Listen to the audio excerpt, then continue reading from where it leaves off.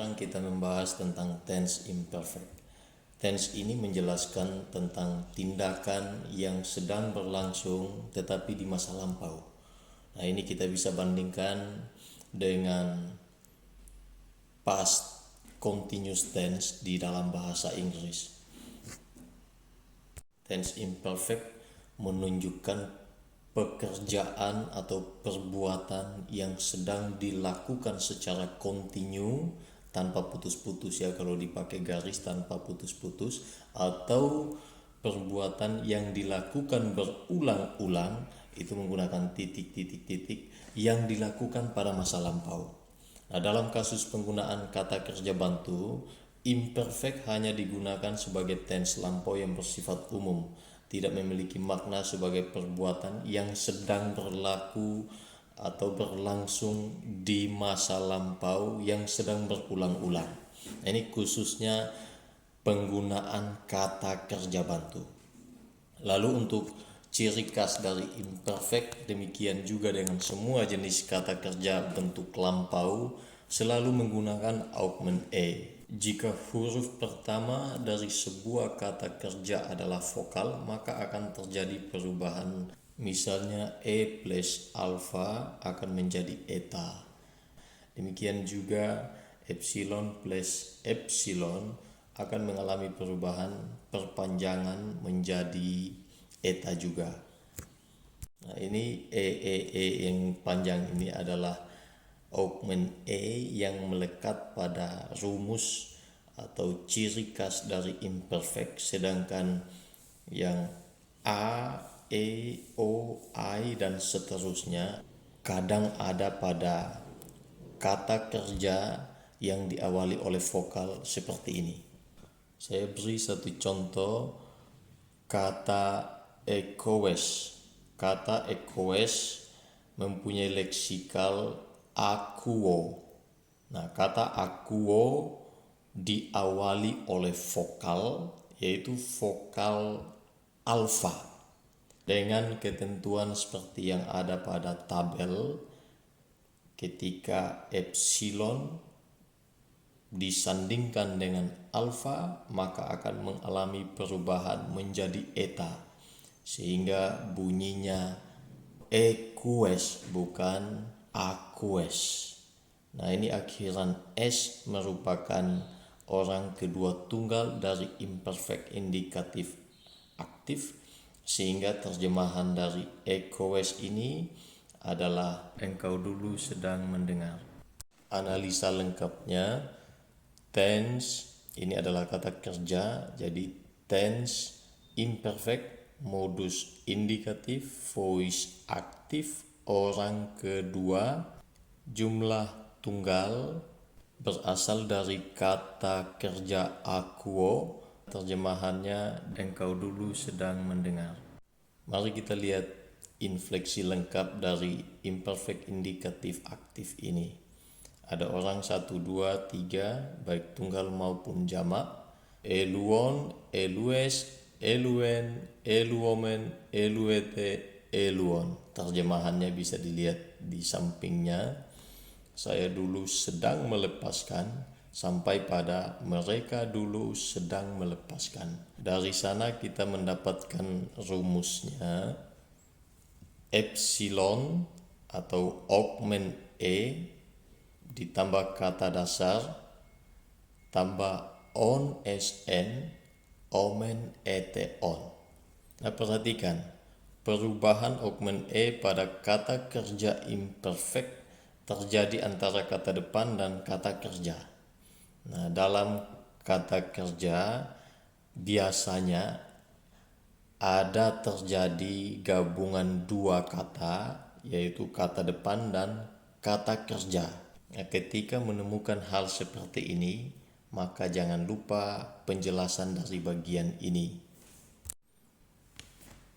Perubahan terjadi di antara kata depan dan kata kerjanya. Itu garis bawahi. Nah, bagi kata depan yang seperti apo, ana, dia, epi, kata, meta, para, hupo, Vokal terakhirnya tinggal dihilangkan jika diikuti langsung oleh vokal. Tetapi ada pengecualian untuk kata depan peri dan juga kata depan pro. Nah, kata depan ek dalam ketentuan ini akan berubah menjadi x. Saya memberi 4 contoh kata yang mengalami perubahan. Yang pertama, apotnesko menjadi apetneskon. Kata apotnesko itu mempunyai kata depan apo, sehingga o-nya tinggal dihilangkan, lalu langsung ditambahkan dengan augment antara kata depan dan kata kerja, antara apo dan tenesko, sehingga bunyinya apetneskon. Lalu ekbalo menjadi eksebalon, karena ketentuan tadi di atas, kata depan ek akan berubah menjadi x ketika diinfleksi di dalam imperfect indikatif aktif. Sehingga ekbalo ada 2 kata depan ek dan balo menjadi eksebalon ketika menjadi imperfect indikatif aktif. Lalu apago menjadi apegon. Nah, alfa menjadi eta. Ketentuan tadi kita sudah bahas di atas. Peripateo menjadi periepaton. Periepaton. Jangan lupa peripateo mempunyai kata kerja yang berakhiran eo, sehingga mengalami perubahan dari epsilon teo, ya, epsilon itu berubah menjadi on. Selanjutnya kita membahas imperfect indikatif pasif atau medium. Bentuk dari pasif atau medium mempunyai kesamaan. Tetap menggunakan kata luo untuk menginfleksi kata kerja ini. Tunggal jamak orang 1, 2, 3. Perhatikan bahasa Yunani yang saya tandai merah, itu bagian depan adalah augment bagian belakangnya itu adalah akhiran yang merupakan ciri khas dari imperfect indikatif pasif atau medium. Eluomen, eluo, elueto, eluometa, elueste, eluonto. Rumusnya sebagai berikut. Augment sama seperti yang aktif tadi, ya, tidak ada perubahan. Ditambah kata dasar yang berubah hanya belakangnya. Omen, eto, ometa, este, onto. Kalau aktifnya on, sn, omen, ete, on. Nah, untuk kata kerja bantunya, tunggal jamak orang 1, 2, 3, emen, es atau esta, n. Sedangkan jamak emen, emeta itu bisa dipakai emen atau emeta. Ete, esan. Contoh kalimat: ho kurios elalei diatos prophetos auton. Kita menganalisa masing-masing kata yang ada dalam kalimat ini. Yang pertama, ho kurios merupakan kata benda. Kata benda mempunyai 6 unsur. Yang pertama kasus, gender, deklensi, selanjutnya jumlah, leksikal, dan terjemahan. Kasus merupakan nominatif, gender maskulin, deklensi kedua, jumlah tunggal, dengan leksikal kurios, terjemahan Tuhan. Selanjutnya kata kerja elalei. Kata kerja mempunyai 7 unsur. Yang pertama tense, kedua modus, ketiga diatesis, selanjutnya orang, jumlah, leksikal, dan terjemahan.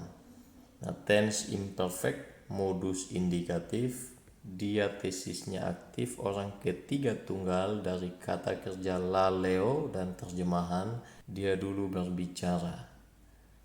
Ini merupakan imperfect sehingga mengacu pada kegiatan yang berlangsung pada masa lampau. Next, tous prophetos merupakan kata benda, kasus akusatif, gender maskulin, deklensi kedua jumlah jamak, dan leksikal prophetes terjemahannya nabi-nabi. Dan ada kata ganti auton, kasus akusatif, gender maskulin, orang ketiga, jumlah tunggal, leksikal autos, terjemahan dia atau nya. Ini merupakan kata ganti orang ketiga tunggal. Nah, untuk kata dia merupakan kata depan yang diterjemahkan melalui. Dari semua analisa yang sudah rampung itu, maka kita dapat menerjemahkan kalimat ini dengan demikian. Tuhan dulu berbicara melalui para nabinya. Nah, dalam konteks ini kita mengetahui bagaimana Tuhan bicara kepada umatnya melalui orang yang dipanggil, diurapi dan diutus untuk menyampaikan pesan-pesan Tuhan kepada umatnya. Salah satu panggilan gereja yang harus ditunaikan adalah bersaksi. Untuk bersaksi kita membutuhkan hati seorang nabi untuk bisa menyampaikan bukan saja dengan lisan tetapi juga dalam karya dan tindakan bagaimana Tuhan memproses dan menyatakan kemuliaannya di dalam hidup kita sehingga orang lain bisa melihat ini ternyata adalah utusan Allah untuk menyaksikan terang Tuhan.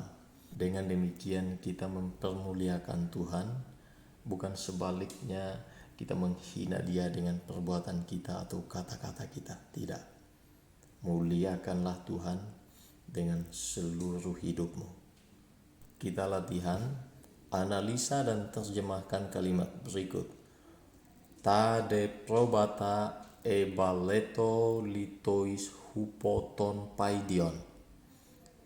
Selamat kerjakan, Tuhan memberkati.